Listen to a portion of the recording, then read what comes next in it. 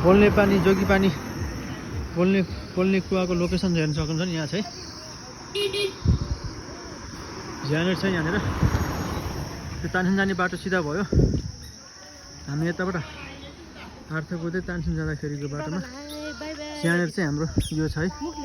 हेर्नु होला है सबैले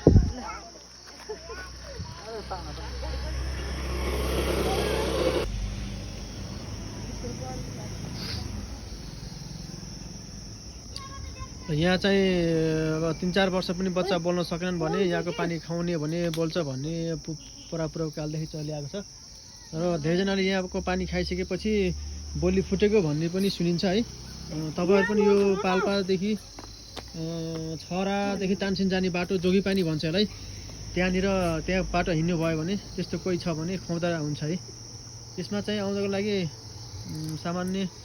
पूजापोहरू लिएर आउनु होला अनि भेडीसेट चढाएर खुवाउनु होला है ल बर पिपलको पात के भन्दो रहेछ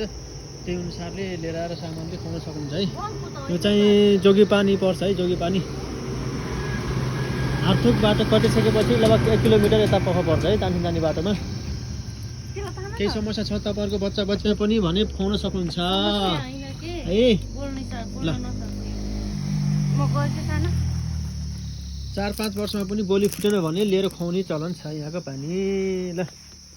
हाम्रो सानी चाहिँ फुच्ची छन् तर त्यही पनि आएको बेलामा खुवाइदिएको हो है हिन ओइ हिन